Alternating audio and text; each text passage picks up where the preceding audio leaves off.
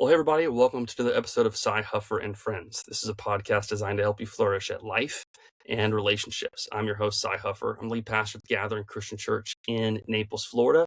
And the way this podcast works is every month we kind of have a theme that we talk about that's relevant to your life today and relationships today in the real world, dealing with real issues. And I have the best friends in the world. I believe they help me flourish at life and relationships. So me sharing them with you will help you flourish in those areas as well.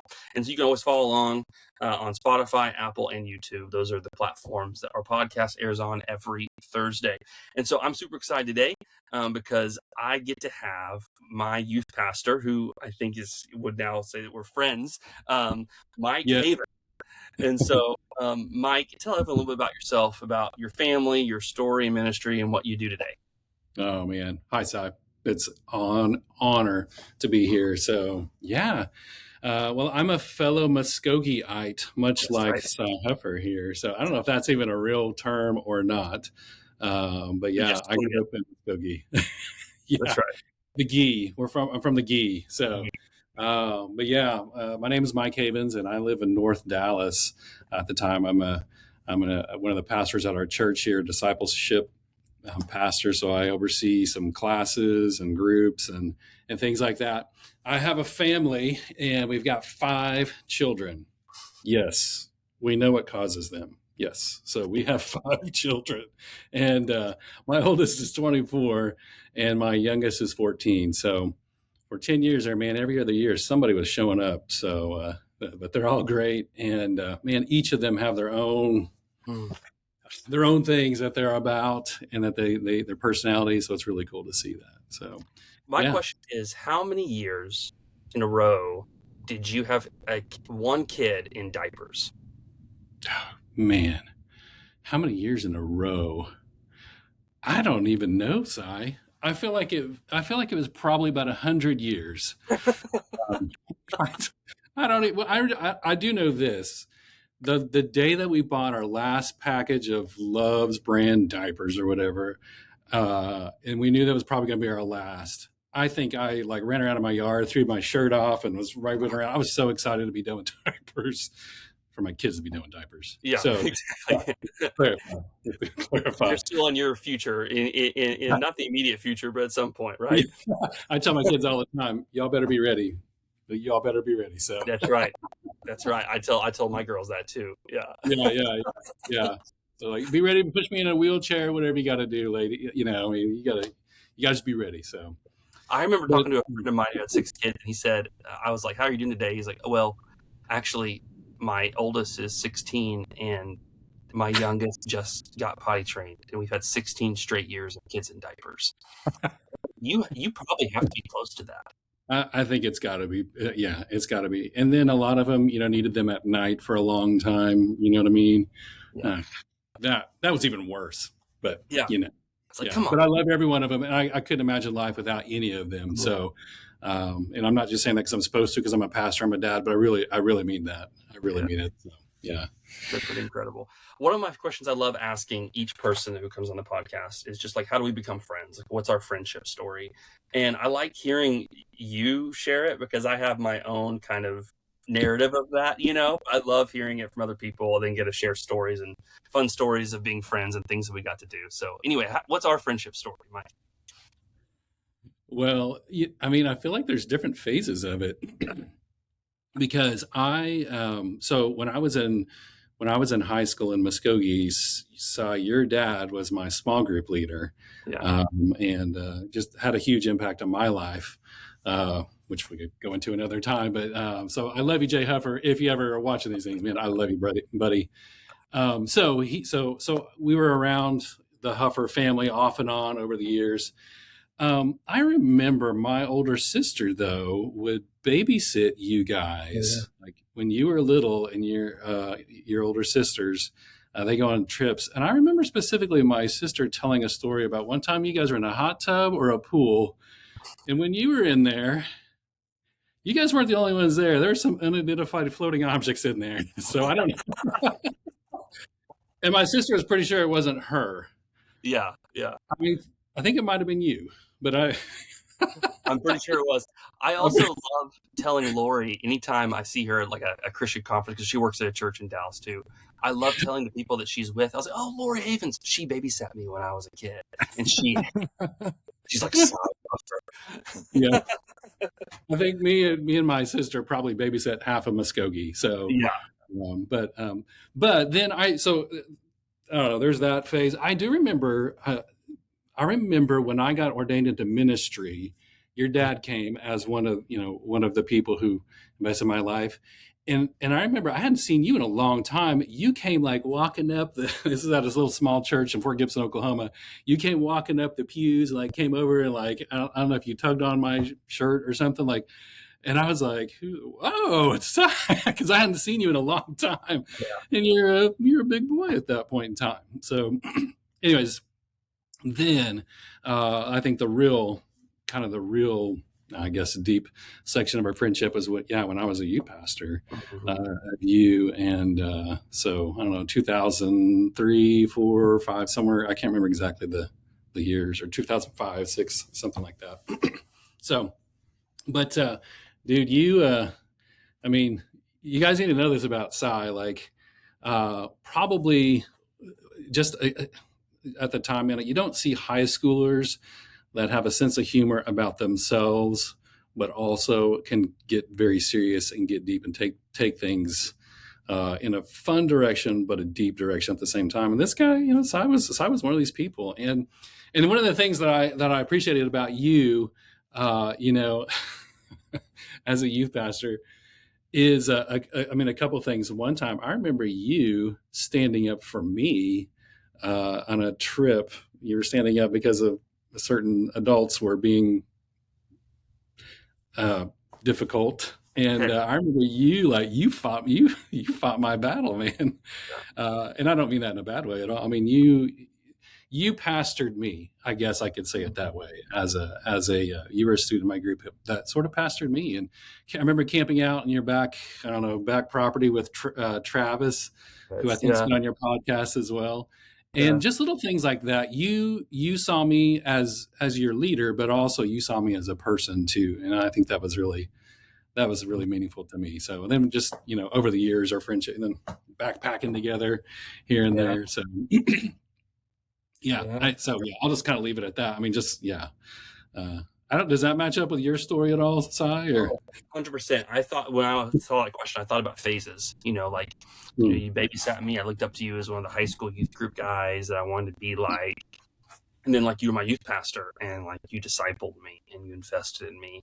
And I remember, I remember in high school, like I grew up in church. Like I'm a church kid, and you really challenged me about my heart for the lost, because I haven't always had a heart for those that were unchurched. Like I didn't grow up that way, and so that wasn't on my radar.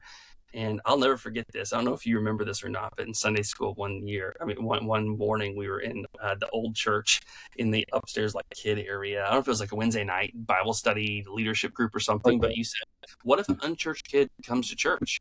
And if they say a bad word, what if they say," and you said the F word. I don't know if you remember doing that, but you said, "What if they say that word?" And I was like, "You mean I said it?" You said it, yeah. And you said, you were like, "Are you going to respond the way you're responding right now, like, and make them not feel welcome, or are you going to be about loving them and making them feel welcome, whether or not they talk differently than you do?" And that was deeply meaningful to me. And so and that made me like transfer, high school is my senior year of high school, to be with more lost kids that I had friends, growing up. It set me on a trajectory of where I'm at today. I can point to that one moment. Like that was a key significant moment in my spiritual journey. And then like interning under you for a summer in youth ministry, discovering I was not cut out for youth ministry. I think you could have done it, but I get it. And then just being able to be friends, like you pastored me in a really hard season when I was at the last church I was at. We went and did a backpacking trip together, and you've always been there for me when I was alone, and no one would know, never ever would have guessed that I felt alone in high school, and I did. And you prayed with me and walked me through that. And so it's just been a Well, deep, that's rich friendship that I cherish, you know. man, that's so cool, man. Thank you. And I wanted to bring up about you switching schools in high school. Yeah, and you beat me to it. Gosh, sigh, but no. But I don't know how to say this without sounding kind of jerky or anything. But yeah. I mean, those of you that, I mean, if those of you that know Cy but didn't know his background, like he practiced what he's preaching. So, like he legit switched schools. It was your senior year, right?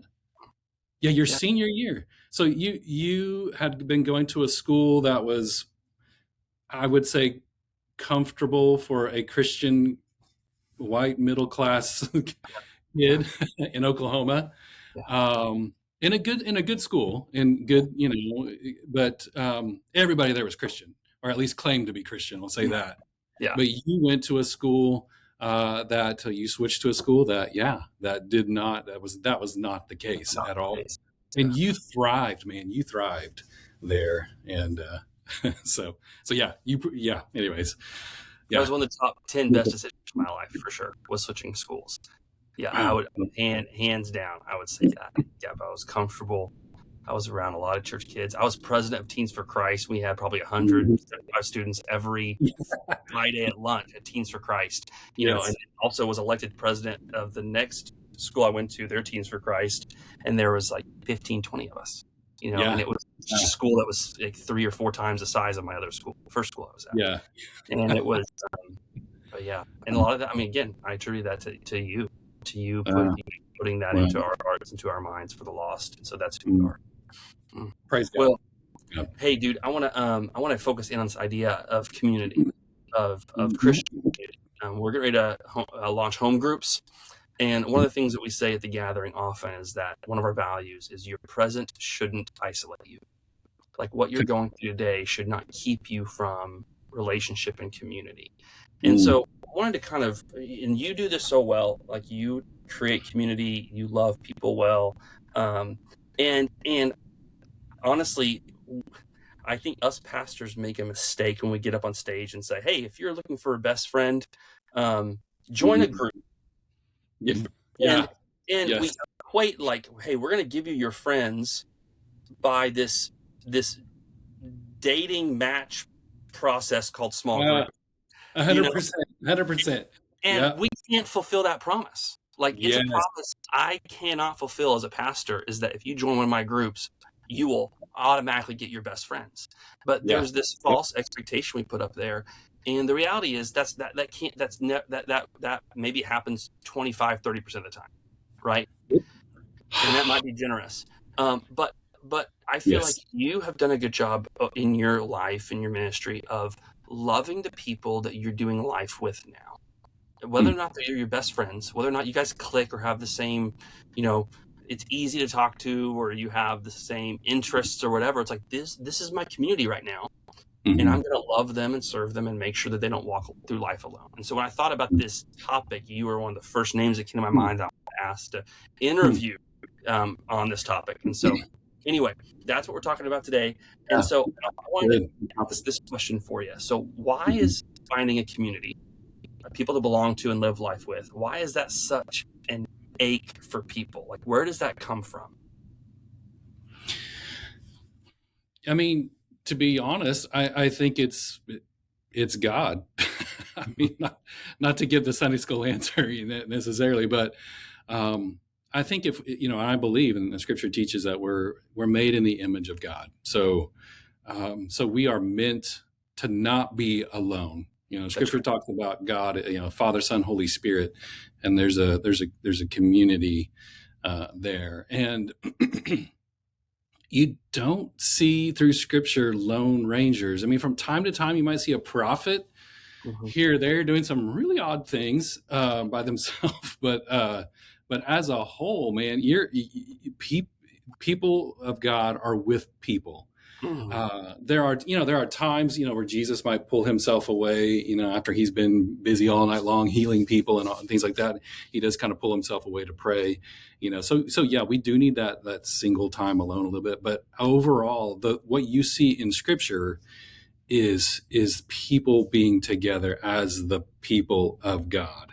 And so I think we're created to not be by ourselves. There's a reason why, when a kid is born, like, they want to as quickly as they can, when they're able to give that baby to their mama, lay that baby down on the mama, have that skin to skin contact. And there's scientific reason for that, and it calms and lowers the blood pressure, just so we're meant to be that way. And in the natural world, when you see something alone, when you see an animal alone, generally speaking, that's a bad sign. Like, especially if it's a pack animal, how they're wired up. So, like, I need to, like, we're in a time when we're more connected than ever in the history of the world, I think, in terms of, you and I I'm in Texas, you're in Florida, and we're talking right now. So we're connected. But yet there's some ache in all of us that we're still not, it's nothing beats like being in person, and at least being with people. So, man, I need to know that I matter. I need to know that I have something to contribute.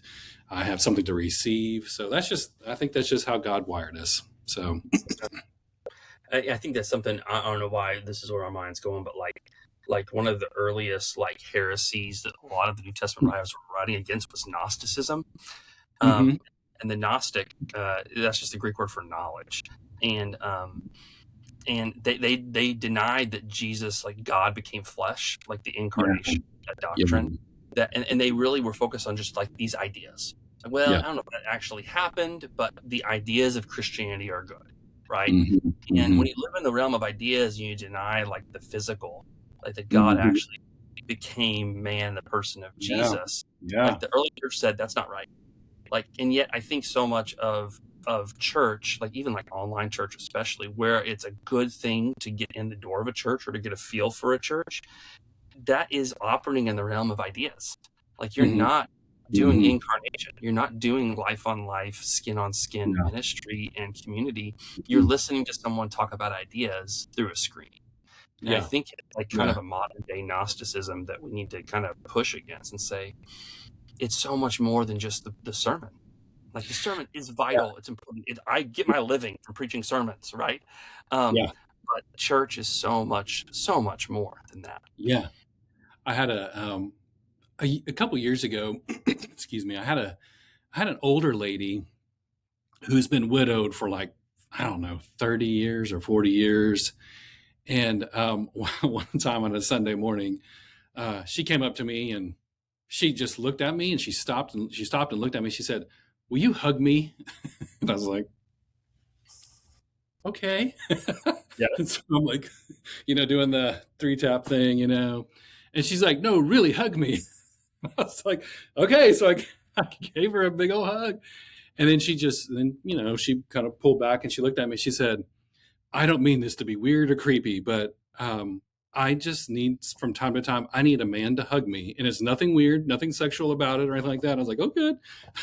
But she's like, "I just need to know that there are people in the church, especially men too, that care and that see widows and see people." And I don't know. It threw me off. It was kind of a strange moment, but I walked away from that going like, man, Lord, I mean, there's something out. She's tapping into something there that, so every Sunday, man, I find her and I just give her a hug and she just says, "Thank you." And that's it. That's it. That's what she needed. So that's important. I love that. That's so good. What do you think gets in the way of finding a place where you can belong? Like what especially in our culture in our day, why is this so difficult for people? Oh man. So so this is one of my jobs at our church is, to help get people into small groups and things. And I'm finding it varies. But I do know this, you make time, you make way for the things that you value the most. And so it can be anything from fear, where people, they're afraid to, put themselves out there and then for it not to be received again. And so they've been hurt by people. And so they're afraid, to do that. But I would say, if you get hurt by people, you also need people to help heal you as well. And that's hard to do because you want to put a shell around yourself and protect yourself, but you can't live that way. You can't live that way indefinitely. So I think fear is some of it. I think people are just busy. And I think we kind of have false relationships, I would say, I guess is the way I'd put it. Like some of, like if my kids are on sports teams and things like that, I'm not trying to bash it. Hear me out. I'm not trying to bash that stuff. Okay. There could be some great opportunities there. Hear me say that. However, you also need a place where you can be really known and in your struggles in terms of following Jesus, and people to challenge you and encourage you. So sometimes I think busyness can kind of get in the way of these friendships and stuff. So yeah, I don't know. And then honestly, I think sometimes it's just selfishness. Like I'm busy, and so therefore I'm tired. So I can't give anything else out, and again, if it's important to you, you're going to do it. You're going to make the time. And I have found, especially as I've gotten older, like I feel like I'm more and more of an introvert. I'm getting my propensity is to be more and more of an introvert. I've always been a bit of an ambivert. Like I can really turn on the extrovert thing when I need to. But I really need my alone time as well. And so I feel like that's more and more now, but I'll be honest, I wrestle with it as a pastor sometimes. Like there's a lot of times I don't want to go to my small group because like I feel like I'm just tired. But I have to make myself, because I have to tell myself there's a greater value in me showing up in people's lives than me just farting around on the couch, scrolling through my Instagram feed or whatever. I mean, there's infinite value in showing up with people. So yeah. I feel like I think that all those are right. I would fully agree with those. And it's always a complex question. Why is it hard? Why do people struggle with it? I do think that my generation, I don't know how you would feel because you are significantly older than, no, I'm kidding. But like, yeah, like the millennials, and maybe you can speak to this as Gen X, or our friendships were programmed. Like growing up, like everything we did, we had, a Little League program. We had church programs. We had youth pastors that planned social events for us. And like, we literally like had, like, we didn't have to, in school, we had class, we didn't have to go make friends by riding our bikes down the street, knocking on the door, saying, hey, can you play? Right? Like that. We didn't do that. And so, and that happened through college. Even like our colleges would do that. Freshman orientation, and they would plan all these things. And look where all my friends came. My first probably 23 years of my life, they were environments that were created by organizations and structures that I was a part of. Yeah, and they created those environments for me where my friends came from. And then after that, it stopped. Like people weren't doing that anymore. And I realized like you have to literally create the environment for friendship to occur yourself. Like you need to invite these people over. And I think the key habit of that is pursuing hospitality. Yes. I think if you pursue hospitality where you are inviting people to your home, and that's just a part of what you do as a family. You have other families that come over once, or they come over, once a month or whatever. You will have friends come from that. You will begin to find community because you're pursuing hospitality. But you're waiting for someone to give your friends to you as an adult. Yes. Like you were given for 20 years of growing up, elementary, middle school, high school, and college. It's not going to happen. Like, it will not happen. No, I 100% agree. I think we've lost the art of just talking to people. I mean, like face to face talking to people. It was interesting watching the World Cup, and then at least on my Instagram feed, like the algorithms were constantly, because I was so excited to hear all these people coming from out of the country and being like, America's really not that bad. It's and one of the things one of the things that often kept popping up is I was walking down a street in America and somebody said hello to me. And so that was so foreign to a lot of those people. And clearly in America, there's pockets of that for sure. And I'm glad, way to go. But I still think, man, and I think if we're not careful, especially our younger generations, yeah, if a screen's in front of them all the time, and I think there is still an element of programmed friendships, whether it's sports leagues or theater groups or whatever, where your parents are constantly shoving their kids in those things. And yes, they can make friends and things like that. But yeah, sometimes, yeah, what do you do when that's done? What do you do when your kid graduates and they don't have that dance squad that they're a part of anymore? I mean, how have you trained them to talk to people? And so 100% what you said, my wife and I, we are not hospitable people, but we've had to make ourselves invite people over from time to time because of what you just said, Sai. Like, if we want friends, then we have to be the friend that we want to be, that we want, and so that has definitely helped over time. So yeah. Oh, totally. Monica, my wife, is so good at this. She's so good about like saying, "Hey, here's this family. Let's have them over." And I always say that she's qualitative hospitality and I'm quantitative hospitality. Like, she does it with quality, and I'm just like, whoever wants to hang out, let's hang out. I'm like, you're extrovert as far as you can be extrovert. Yeah. But I'm not intentional about my hospitality or my people. If there's a party, I'm in, or whatever. But she was always like that. Like, her house in high school, like, she was always having all of her friends over. I was never at home in high school. I was at all the parties out in the world.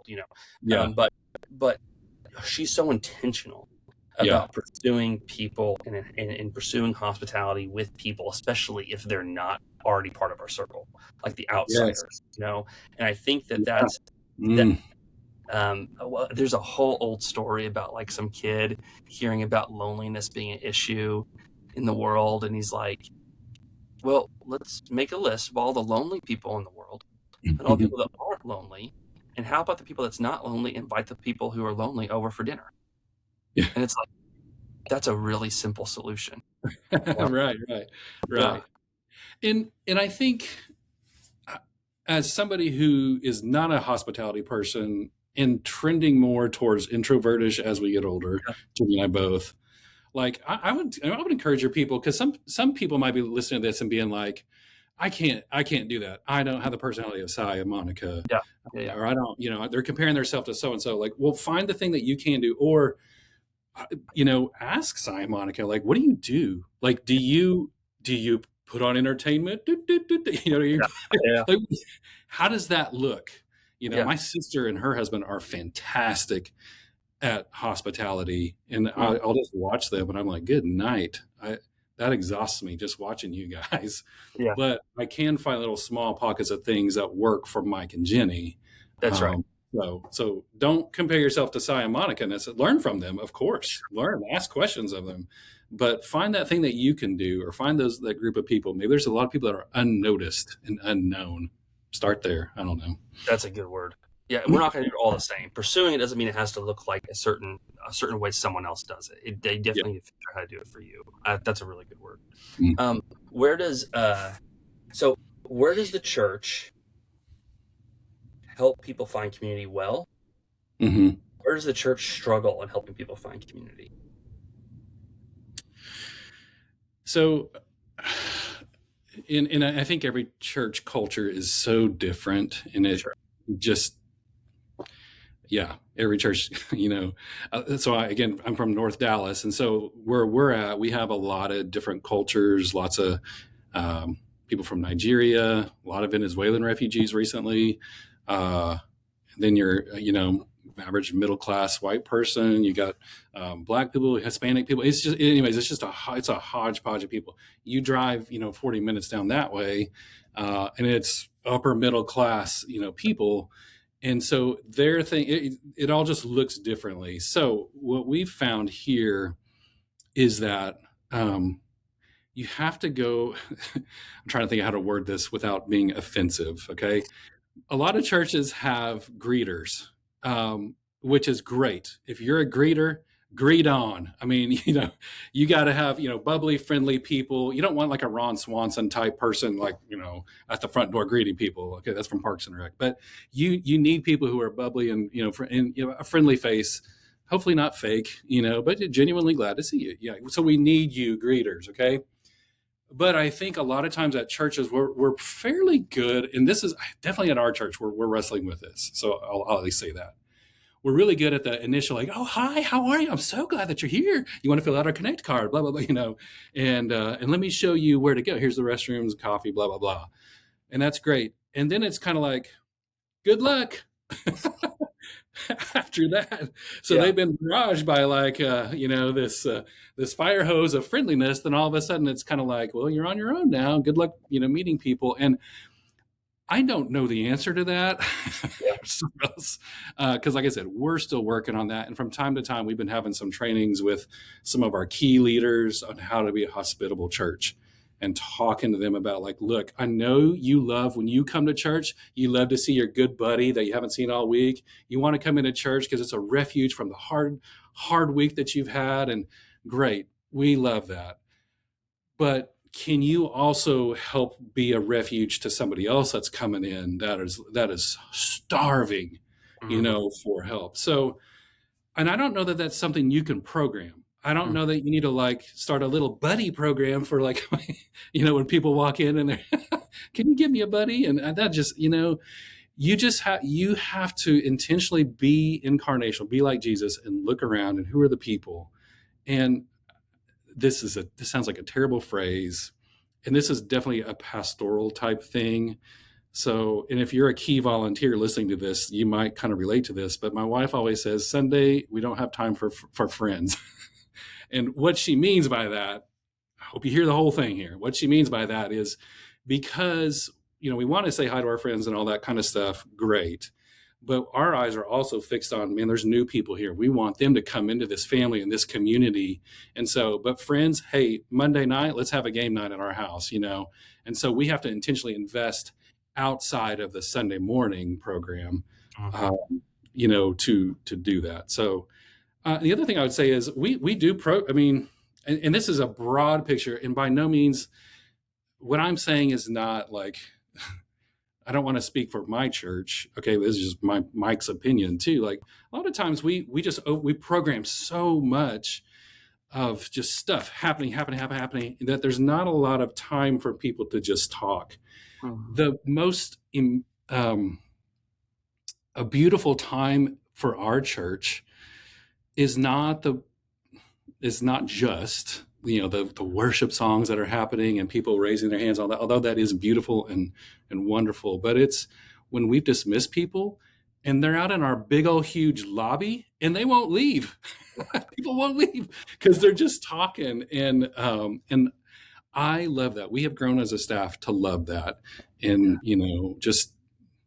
so sometimes churches, I think, can just over program things. So yeah, I don't know.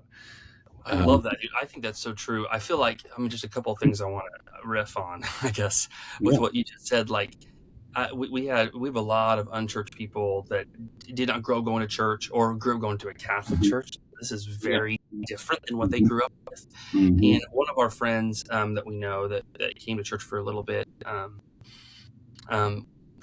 Monica was asking her some questions, almost doing like a secret shopper thing. Hey, come to church and let us know what your thoughts are and everything. And so she came in on time, went to the service and then left, right? And so Monica followed up and she was asking her about like the lobby, if she was able to talk to anybody. She's like, I didn't know that was an expectation. And it's interesting coming from someone who's brand new to Jesus in church that like, hey, part of church, it is an hour-long program, right? There is a program that happens from being crass a worship service. Okay. I think much deeper about it than calling it a program. But if you're new to faith, new to church, it's like, okay, there's the thing, the service, the program that's an hour long. That's what I'm coming to, right? That's church. And it's like, well, our church does that, yes. And there's a start and stop time for it. But church is this community, this family that you're a part of. And dinner might be served at 6:30 and we eat it at, till 7:15. But come over at 6, come hang out and come talk and stay after dinner. And we're going to play some games. And, Yeah. Yeah. that's more of what the gathering, the weekly gathering is. It's the Yeah. time for the family to come together. Yeah. And the meal is just a part of that. If the program's a meal, it's just a portion of that time. Yeah. But really come be with the family, for this, and make time for it, and create space and margin for it, and create like Sunday's lunch. Go out to lunch with other people after service. Yeah. That's a part of the church service too. That's part of doing doing life together as well. And then I'd say one of the other things about like what you said about Jenny's statement about like Sunday morning is not like friendship time. Man, I love that.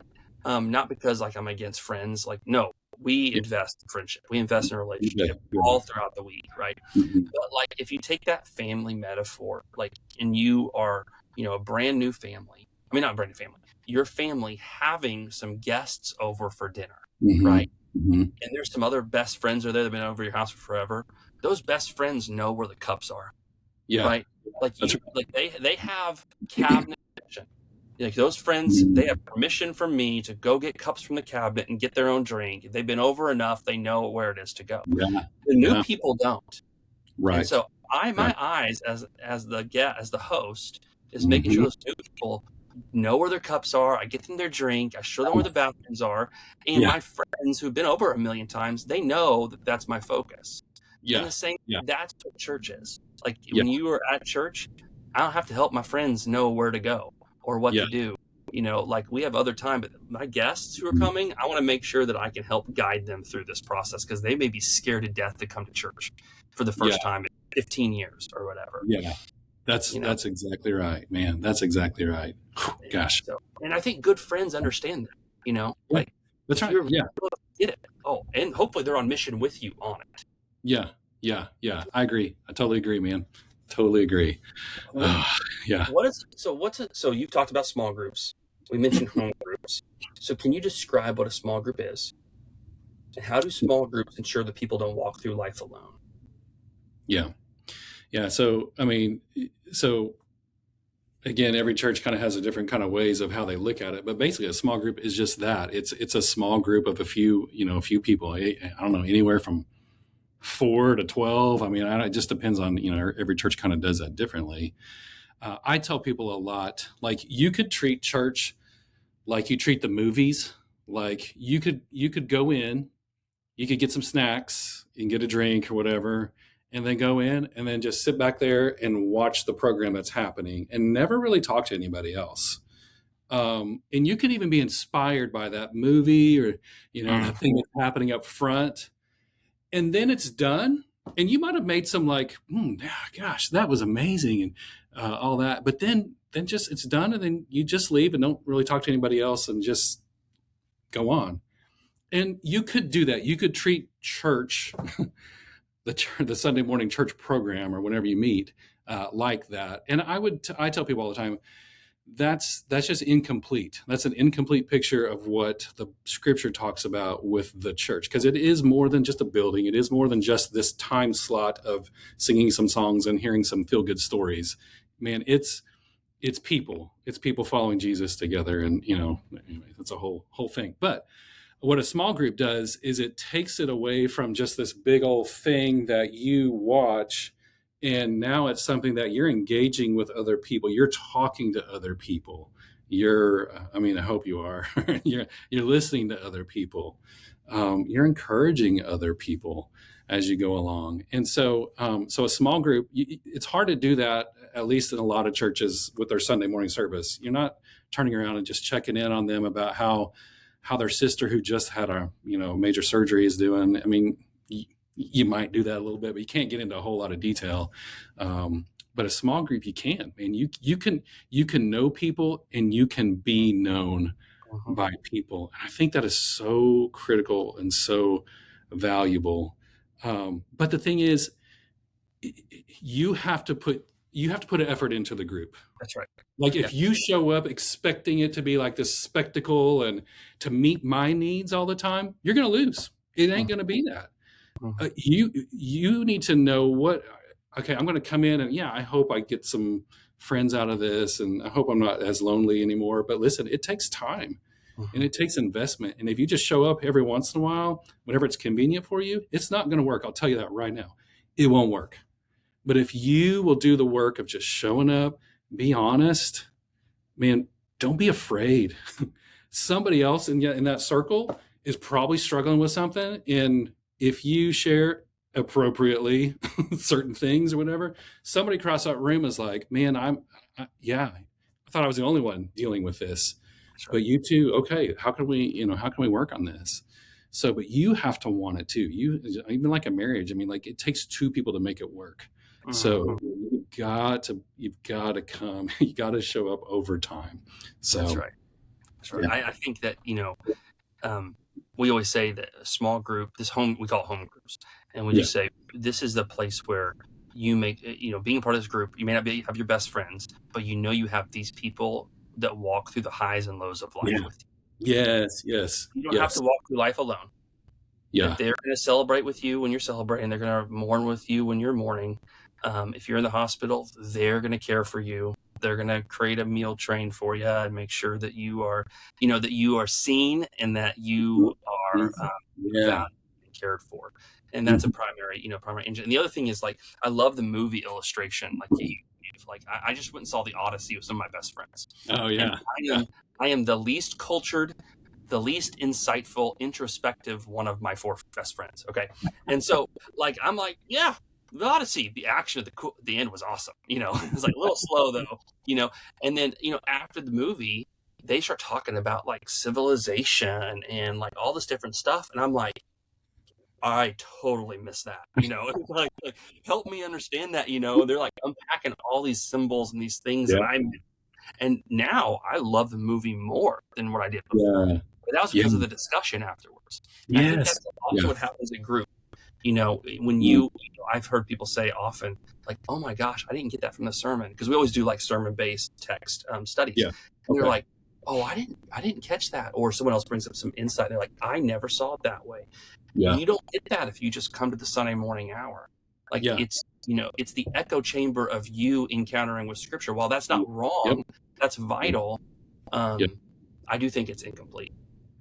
Yeah, and I think too, I think Scott McKnight talks about this in one of his books, a fellowship of difference. So even like Fellowship of the Ring, if you want to go there, I love language, man.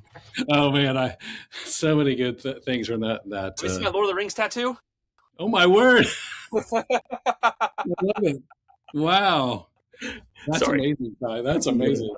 Go ahead. I don't know what's more amazing, the big bicep there or the. It was zoomed in. But you've got these different characters. You've got elves, you've got dwarves, you've got man, and they come together for a common purpose. And the New Testament, you've got different people groups coming together with vastly different backgrounds. And I'm sure that they did not see eye to eye on politics. I'm sure they didn't see eye to eye on how money on certain things. But they had Christ in common, and so. There's a beautiful picture in Scripture of that coming together. That's the church. So you're not gonna. I don't think you're gonna be in a home group with everybody just like you. You don't want that. No.